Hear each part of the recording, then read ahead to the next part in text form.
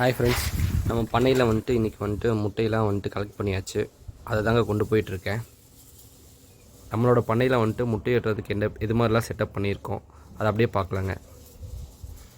இது வந்துட்டு chemical can வருவாங்க, அந்த கேனு. அதை வந்துட்டு ஃப்ரண்ட் சைடு வந்து மட்டும் கட் பண்ணி ஃபுல்லாக 3 சைடு க்ளோஸ் பண்ணியிருக்க மாதிரி வச்சுருக்கோங்க.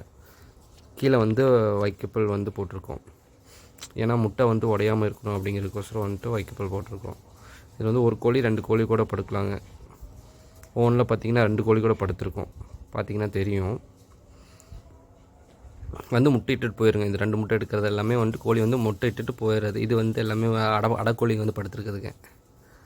இது மாதிரி செட்டப் பண்ணிட்டீங்கன்னா கொஞ்சம் வந்து ஈஸியாக இருக்கும். இது மாதிரி கொஞ்சம் ஹைட்டான பிளேஸில் வச்சிட்டிங்கன்னா கோழியும் வந்து படுக்கிறதுக்கு வந்துட்டு இது இருக்குங்க. எதுவும் தட்டி விடாது, முட்டையும் உடையாதுங்க. ஒன்றுக்கு ஒன்று வந்துட்டு மேலே படுத்துக்கிட்டு முட்டையும் உடையாது. மேக்ஸிமம் இதில் வந்து ஒரு கோழினா 2 கோழி படுக்கிறது கஷ்டம். அதனால் ஒரு கோழி மாதிரி இந்த இதில் பார்த்திங்கன்னா 2 கோழி படுத்துருக்குங்க.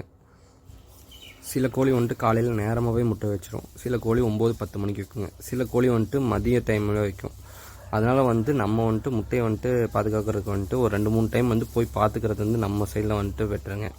காலையில் 10 மணிக்கு மேக்ஸிமம் 10 to 11 மணிக்கு போனது மேக்ஸிமம் ஆஃப் கோழி வந்து முட்டை வச்சுருங்க. ரேராக வந்துட்டு பார்த்திங்கன்னா 1 மணிக்கு வைக்கிறது, 2 மணிக்கு வைக்கிறது, 1-2 கோழி வந்து அந்த மாதிரி இருக்குங்க. இதெல்லாம் வந்துட்டு வச்சுட்டு போன முட்டைங்க. ஒரு 5-6 கோழி வந்துட்டு ஒட்டுக்கா வந்துட்டு வச்சுட்டு போயிருக்குங்க.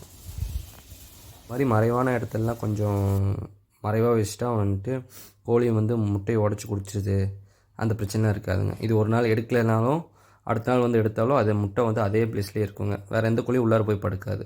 இதே ஓப்பன் ஸ்பேஸாக இருந்தால் வந்துட்டு கோழி முட்டை எல்லாமே உடச்சி குடிச்சிருங்க. இது வந்து மாட்டுக்கு தண்ணி வைக்கிற தாலிங்க. முதல்ல மாடை வளர்த்திட்டு இருந்தேங்க.